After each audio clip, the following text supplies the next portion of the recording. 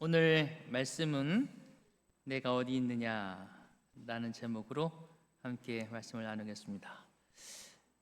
성경의 그 문체가 조금 약간 이렇게 좀 성경만의 특별한 문체가 있잖아요. 특별히 하나님께서 하시는 말씀에는 약간 좀 더 이렇게 권위 있는 표현들을 써서 내가 어디 있느냐, 영어로 그냥 Where are you예요. 어디 있어? 너 어디야? 우리가 흔히 하는 그 말씀이 너 어디야? 라는 말씀이 오늘 말씀의 제목입니다. 본문은 창세기 3장 9절입니다. 제가 읽겠습니다. 여호와 하나님이 아담을 부르시며 그에게 이르시되, 그다음 뭐라고 하셨어요? 다 같이 시작. 화면은 어디 갔을까요? 어제 저녁 아마 제 노트북에도 약간의 문제가 있어요. 늘 이 노트북을 연결하면 가끔 이런 일이 발생한다고 그러는데, 뭐 어디 있는지 모르지만 뛰어오시네요. 처음엔 나왔잖아요, 그죠? 얘를 바꿔봐요.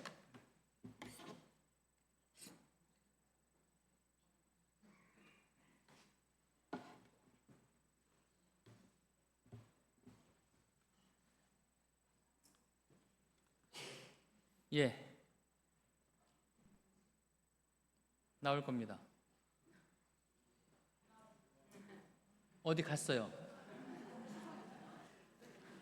불러도 안 나오네요. 추석새로 갔어요.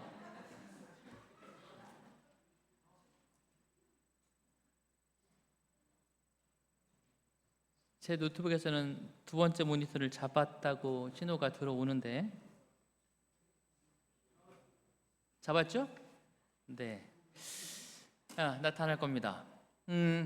나타나는 동안 여러분이 잘 아시지만 그러나 또 잘 모르시는 분들도 계실 테니 배경 설명을 간단히 해야겠죠. 그리고 지난번 전도회 때 우리 허창성 목사님께서 이 주제를 잘 다루어 주셨으니까 배경은 제가 오래 설명드리지 않아도 될 거라고 생각되어집니다. 그러나 어쨌든 하나님께서 세상을 창조하시고 동산 한가운데에 선악을 알게 하는 나무를 심어 놓으셨습니다. 그래서 창세기 2장 17절에 말씀하십니다. 선악을 알게 하는 나무의 열매는 먹지 마라. 내가 먹는 날에는 반드시 죽으리라 라고 말씀을 하셨어요. 선악을 알게 하는 나무, 정확히 말하면 선 그리고 악을 알게 하는 나무라고 되어 있는데, 이 아담이 선에 대해서 지금 알고 있어요, 모르고 있어요? 알고 있죠. 악에 대해서는요, 아직 몰라요. 그러니까 이 나무는 선은 이미 알고 있고, 이거 먹으면 뭐도 알게 돼요? 악도 알게 된다. 뭔가를 새로 알게 되는 건 좋은 일입니까? 아무 때나 아멘 하면 안 돼요. 잘 생각하고 해야 돼. 그래서 흔히 선악을 알게 하는 이 나무의 열매를 다른 표현으로 뭐라고 표현하는가 하면 지혜의 나무라고 말하기도 합니다. 모르는 걸 뭐 하겠습니까? 알게 했으니까. 그런데 그것이 하나님께서 원하시는 게 아니었어요. 사람이 만들어가는 지혜가 다 우리에게 유익하고 이로운 것만은 아니죠. 인간은 그렇게 죄를 알게 되었습니다. 그리고 하나님의 말씀을 어기게 되죠. 여기부터는 그림이 나와줘야 되는데, 어쨌든 우리가 아는 것처럼 하나님께서는 너희가 그 먹는 날에는 정령 죽으리라라고 됐습니다. 잠깐요. 다시 켜겠습니다.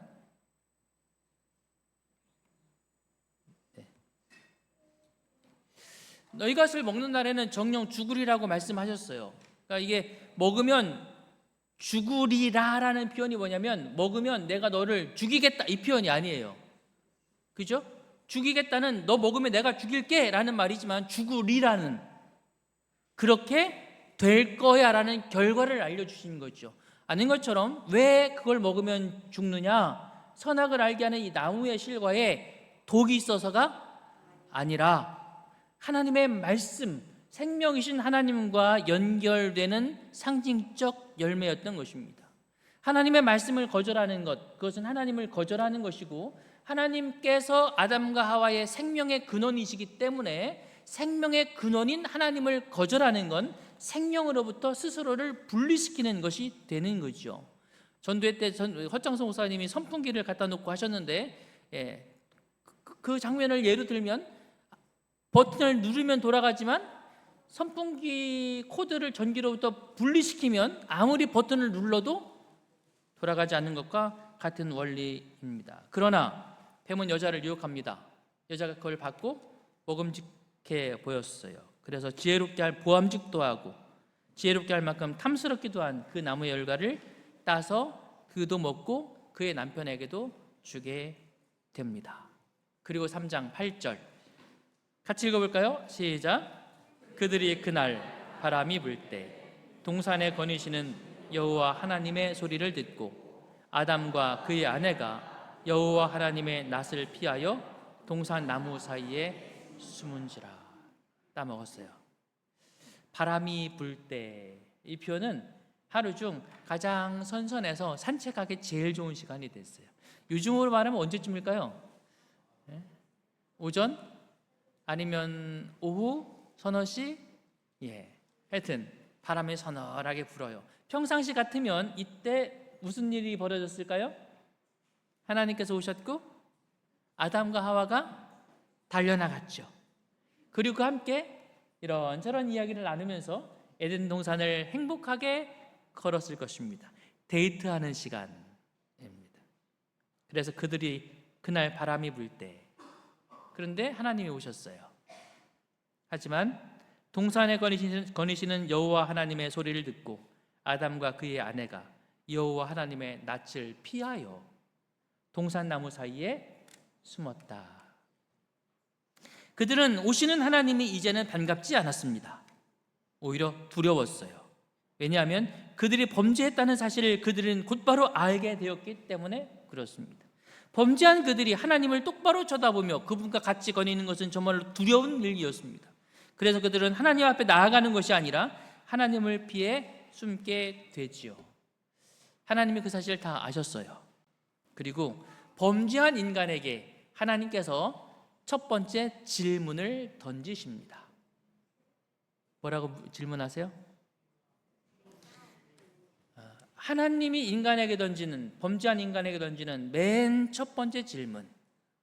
여러분 같으면 잘못한 아내에게 제일 먼저, 또는 잘못한 남편에게 제일 먼저 뭐라고 할까요?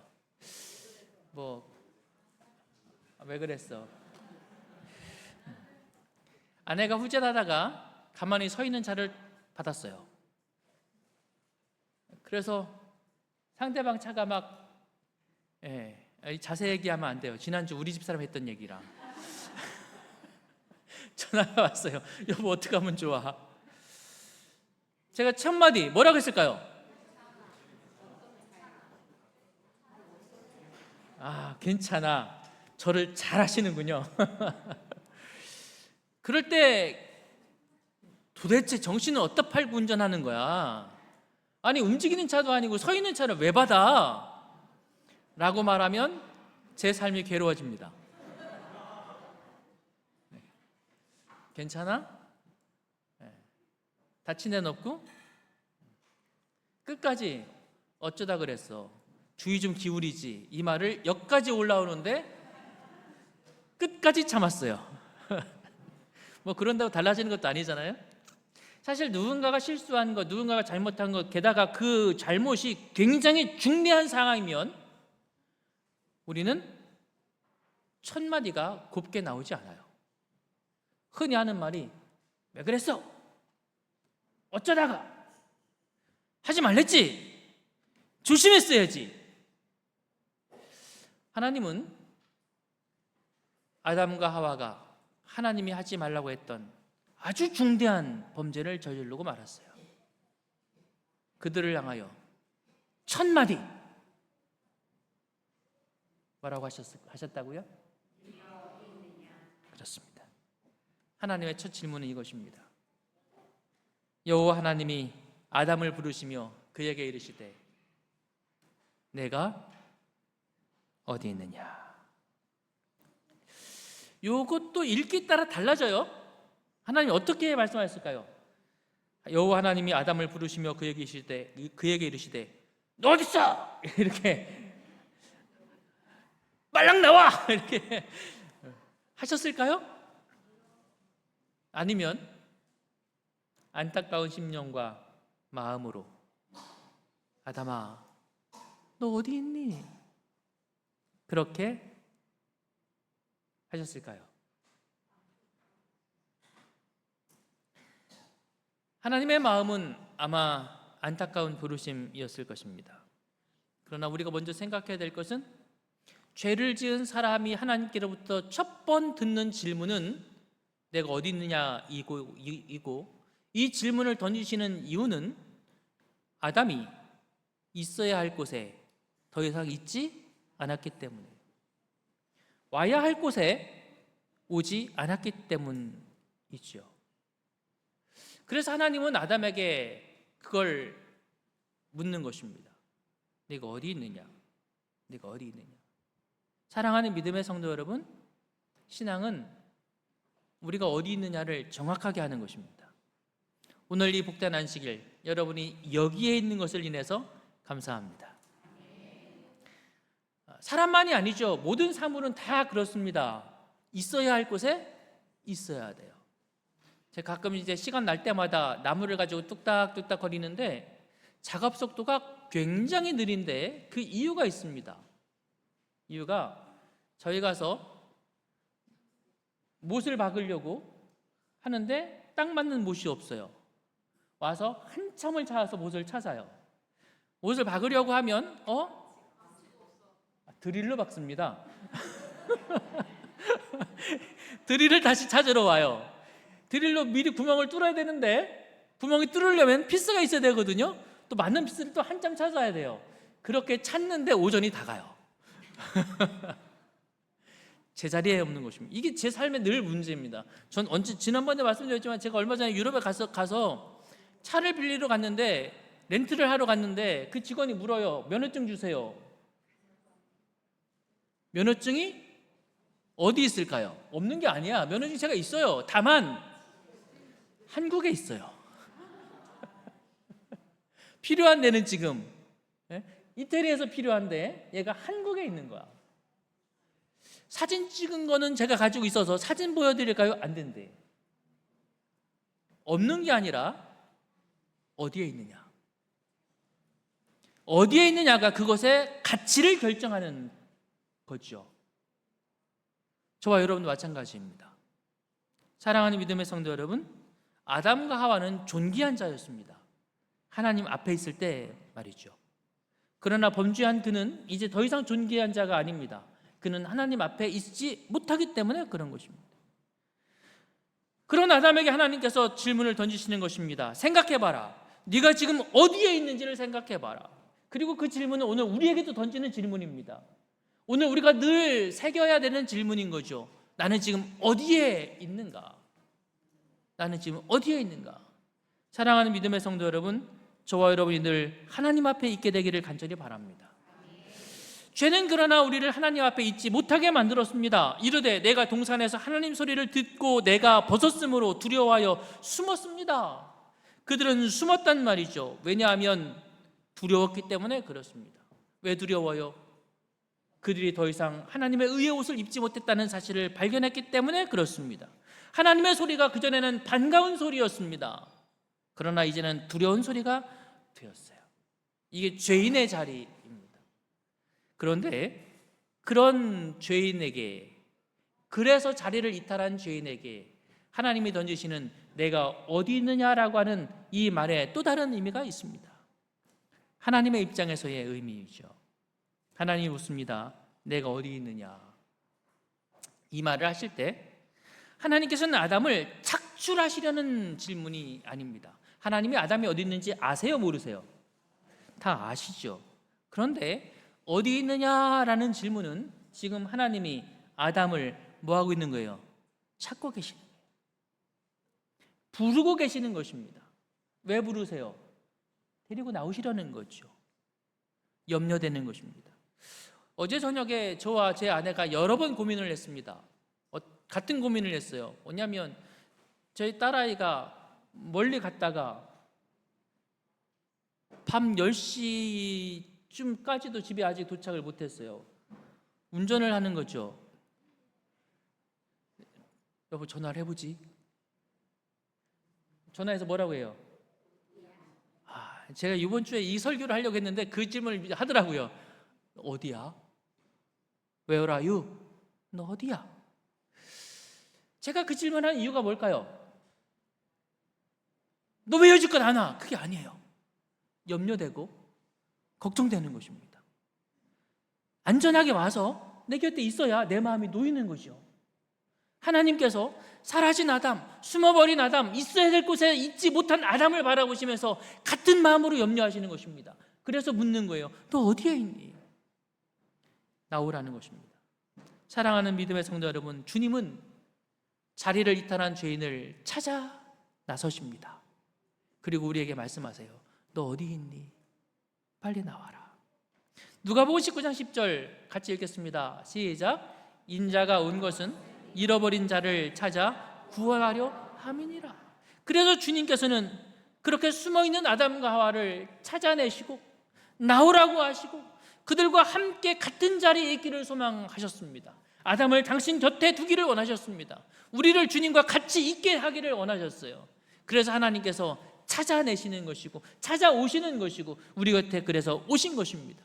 인자가 온 것은 그들을 찾아서 꾸짖기 위함이 아니라 잃어버린 자를 찾아 뭐 하려고요?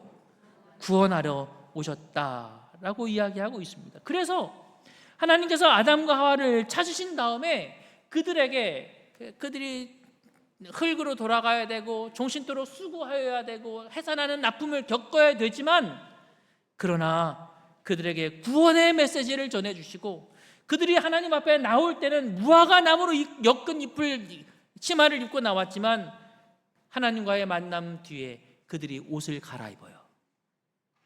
무슨 옷으로 갈아입어요? 가죽 옷으로.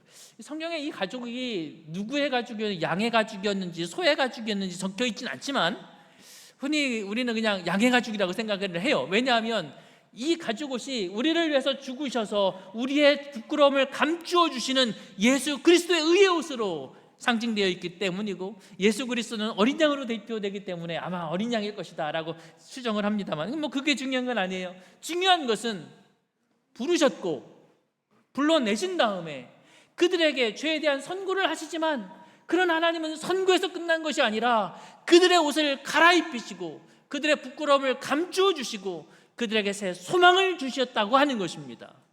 그러기 위하여 하나님께서는 아담과 하와를 불러내셨어요. 하나님께서 우리를 부르시는 것, 아담아 내가 어디 있느냐라는 이 질문은 그래서 우리를 그렇게 불러내시는 것입니다. 사랑하는 믿음의 성도 여러분, 오늘 우리가 주님의 부름에 응답하시게 되기를 간절히 바랍니다. 참빛, 곧 세상에 와서 각 사람에게 비치는 빛이 있었나니 그가 세상에 계셨으며 세상은 그로 말미암아 지은 바 되었으되 세상이 그를 알지 못하였고 자기 땅에 오매 자기 백성이 영접하지 아니하였으나 12절 같이 읽습니다. 시작. 영접하는 자, 곧 그 이름을 믿는 자들에게는 하나님의 자녀가 되는 권세를 주셨다. 사랑하는 여러분, 주님은 오늘 우리를 부르십니다. 내가 어디 있느냐? 그 말은 우리를 주님 곁으로 나오라고 초청하시는 것입니다. 주님은 우리에게 구원의 약속을 허락해 주셨습니다. 그러므로 오늘 우리가 주님의 부름에 응답하여 주님 앞에 나오시는 저와 여러분 되시기를 간절히 바랍니다. 그리고 우리를 구원하시는 주님의 보혈을 여러분이 얻으시게 되기를 간절히 바랍니다. 여호와 하나님이 아담을 부르시며 그에게 이르시되 내가 어디 있느냐. 그러나 좀 전에 읽은 말씀처럼 어떤 이들은 이 주님의 음성에 반응하지 못하기도 합니다. 그러나 주님은 우리에게 늘 말씀하세요.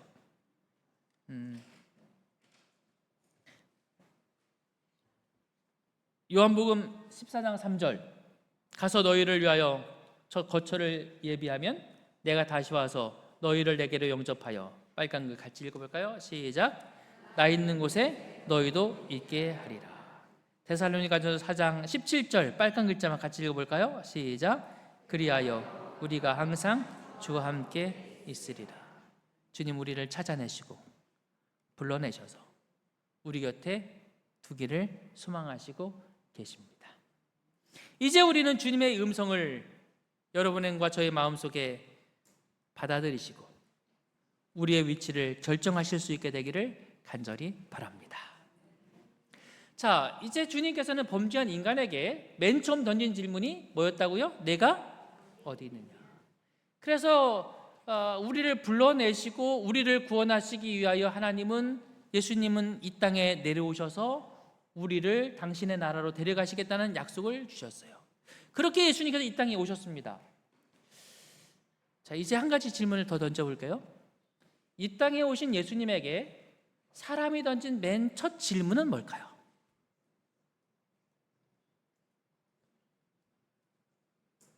다시 제 질문에 답이 다 있어요.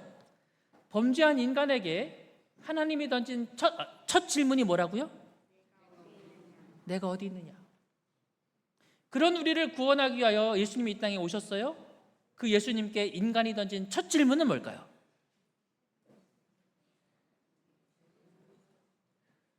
어디 계십니까? 요한복음 1장 38절입니다.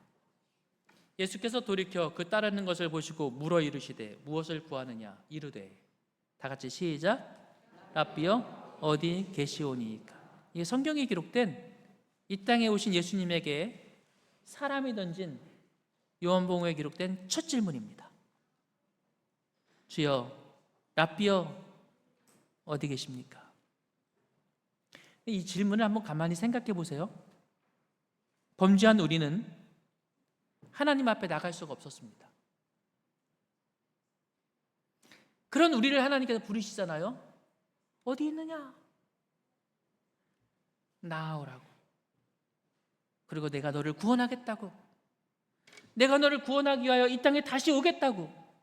그리고 우리가 함께 있을 수 있도록 내가 다 마련해 놓겠다고 약속하셨고 오셨어요. 그런 주님에게 우리는 이 질문을 던집니다. 주님 어디 계십니까? 감히 죄인이 물을 수 없는 질문이라고 생각합니다. 인간이 하나님께 던질 수 없는 질문이었습니다. 숨어 피할 수밖에 없는 것이 우리들이었습니다. 하나님의 목소리를 듣기만 해도 벌벌 떨었던 것이 죄에 처한 인간의 모습이었습니다. 그런데 그런 인간이 이제는 신이신 하나님이신 예수 그리스도에게 질문을 던지는 것입니다. 하나님 어디 계세요? 어디 계십니까? 얼마나 놀라운 질문인지 모릅니다. 그리고 저는 이 질문이야말로 인간이 신에게 던질 수 있는 가장 위대한 질문이라고 생각합니다. 하나님 어디 계십니까? 그때 예수님께서 이렇게 대답하십니다. 예수께서 이르시되 다 같이 시작. 와서 봐라. 그러므로 그들이 가서 계신 데를 보고 그날 뭐 했다고요? 저는 이 말씀이 얼마나 감동적일지 몰라요. 하나님에게 우리가 어디 계십니까? 물었더니 하나님이 그걸 네가 알아서 어떡하려고? 너는 죄인이잖아. 나한테 올 수 없잖아. 넌 나를 피해 숨었던 존재잖아. 그게 아니라 하나님께서 말씀하시는 거예요. 와서 봐라. 네가 오면 뭐 할 수 있어요? 볼 수 있어요. 네가 오면 뭐 할 수 있어요? 만날 수 있어요. 네가 오면 뭐 할 수 있어요? 함께 할 수 있어요. 어떻게 이 일이 가능합니까? 이게 어떻게 가능해졌습니까? 사랑하는 믿음의 성도 여러분, 하나님께서 우리를 구원하시기 위하여 우리와 같은 인간의 모습으로 우리에게 오셨기 때문에 가능한 것입니다. 하나님은 아담아 내가 어디 있느냐라고 물으셨지만 그분 스스로 우리 곁에 와 주셨습니다. 그러므로 사랑하는 온약교회 성도 여러분, 오늘 저와 여러분이 주님과 함께 있게 되기를 간절히 소망합니다. 명절은 뭐 하는 날인가? 명절은 뭐 하는 날이에요? 뭐 하는 날? 가족과 함께 있는 날? 참 제 아버님 세대는 저보다 한참 이렇게 어른 세대시지만 제 아버님 참 존경하는 게 하나 있는데, 저희 아버님은 명절날 이렇게 이제 가족들이 모이면 여자들이 바쁘잖아요. 음식 해야 되고, 뭐 요즘은 옛날 좀 하고 좀 다르긴 하지만 그때만 해도 다 막 모여서 막 음식하고 전 부치고 막 그렇게 모여서 시간을 다 보냈어요.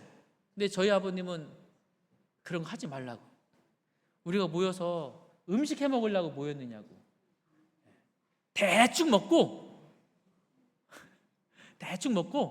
나가자고. 그래서 명절 아침 대충 먹었던 것 같진 않긴 하지만 예, 대충 먹고 그리고는 밖으로 나갔어요. 옆에는 공원도 가고. 명절은 그래서 음식 맛있게 먹는 날이 아니에요. 가족들이 뭐 하는 날? 함께 하는 날. 이게 더 중요하다는 사실을 기억하시기 바랍니다. 안식일은 뭐 하는 날? 하나님과 함께 하는 날. 사랑하는 믿음의 성도 여러분, 오늘 저와 여러분의 모든 삶이 우리 곁에 오셔서 함께 하시는 주님과 같이 하시는 삶이 되어지게 되기를 간절히 바랍니다.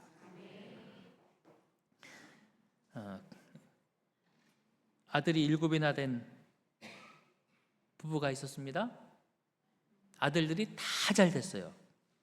하나는 교수, 사업가, 판사, 사장님, 목사 사모 다 잘 됐어요. 네, 아들 하나가 잘못됐어요. 어머님의 70 생일이 되었습니다. 자녀들이 다 집에 모여요. 자녀들이 오는데 아들들이 다 잘 됐으니까 딱 동네 사람들이 보면 뭐부터 보면 아는가 하면 타고 오는 자가용만 보면 알아요. 교수도 좋은 차, 사업하는 아들은 더 좋은 차, 판사님 뭐 관용차 의리번쩍한 걸 뭐 참. 그리고 온 동네 사람들을 불러 모아놓고 아주 행복한 잔치를 벌였습니다. 그날 밤 두 부부가 잠자리에 누웠어요. 근데 어머니가 한쪽으로 돌아 눕더니 훌쩍훌쩍 울어요. 그래서 남편이 아내에게 묻습니다. 여보, 오늘같이 좋은 날 왜 우느냐고. 너무 좋아서 그래? 그랬더니 어머니가 이렇게 대답합니다. 막내 때문에요. 막내가 모든 거예요. 막내는 어디에 있었는가 하면 죄를 지어서 감옥에 있었습니다. 6명의 아이들이 좋은 차를 타고 많은 선물을 들고 동네 모든 사람들이 부러워하는 시선을 받으면서 어머니의 칠순 생일을 마음껏 축하해 주었습니다. 하지만 어머니의 마음속에 비어있는 자리 하나가 있잖아요. 누구 자리? 막내 아들 자리. 그 막내 아들의 자리는 다른 아이들이 아무리 잘 되었어도 채울 수가 없는 거죠. 그건 그 아들만이 채울 수 있는 것입니다. 사랑하는 믿음의 성도 여러분, 오늘 하나님께서 우리에게 이 명절에 그렇게 질문하십니다. 내가 어디 있느냐? 오늘 우리는 주님께 질문하시기 바랍니다. 하나님 어디 계십니까? 우리가 함께 있기를 저도 소망합니다. 오늘 이 명절에 우리가 그렇게 주님과 함께하는 기쁨을 누리시게 되기를 간절히 바랍니다.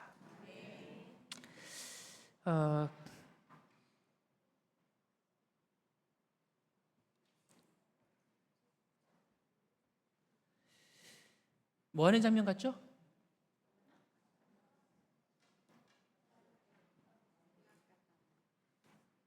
선악 갖다 먹는 장면?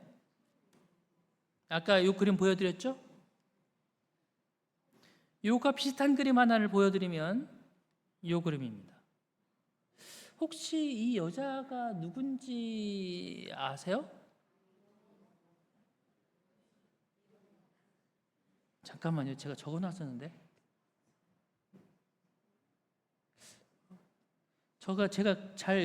저는 여기 있다. 그룹 트와이스. 지금 뭐 하고 있어요? 이 선악과 맞아요? 아, 사과. 근데 여러분, 이게 이 트와이스가 지금 따려고 하는 이게 사과인지 아닌지 잘 보세요. 뭐처럼 생겼어요? 그런데 이 영상을 만드는 제작진이 이게 사과가 아니라는 걸 강조합니다. 어떻게 강조하는가 하면 이파리를 은행나무로 만들어놨어요. 그러니까 지금 이 트와이스의 노래 그 이름은 뭐라고 하죠? 뮤직비디오를 만들면서 과일을 따먹는데 사과가 아니야. 은행나무에 달려 있으니까. 그럼 사과가 아니면 뭘까요? 아, 은행이 이렇게 커요. 요 장면 바로 뒤에 이어지는 장면이 뭐냐면 이 장면입니다. 뱀이 이 나무를 타고 올라가고 은행나무처럼 생긴 이파리에 빨간 과일이 달려 있어요. 그리고 바로 그 뒤에 이어지는 장면이 그걸 따서 먹어요. 그리고 그 바로 다음 장면, 이 장면과 함께 크로즈업 되면서 노래 가사가 어떻게 나오는가 하면 멈추기 싫어.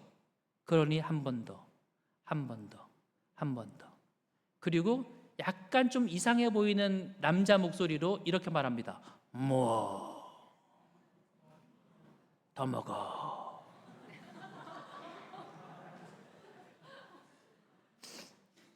그리고 트와이스가 그 과일을 따 먹었어요. 그런 다음에 찬란한 빛의 테두리를 벗어나서 그들이 새로운 땅으로 이동합니다. 그러니까 에덴 동산에 지금 뭐 하는 거예요? 나가는 거죠. 그런데 그 나가서 그들이 뭐 하는가 하면 신나게 노래하고 신나게 춤을 추면서 밤 늦도록 놀아요. 그러면서 이렇게 끝납니다. 더 먹어라, 더 먹어라, 더 먹어라, 더 먹어라. 그러면서 먹다 남은 사과 하나가 달랑 떨어지면서 영상이 끝납니다. 제목이 뭐라고요? 더 먹어, 더 먹어. 뭐 더 먹으라고요? 뭐 더 먹으라고요? 선악과 더 먹으라고요.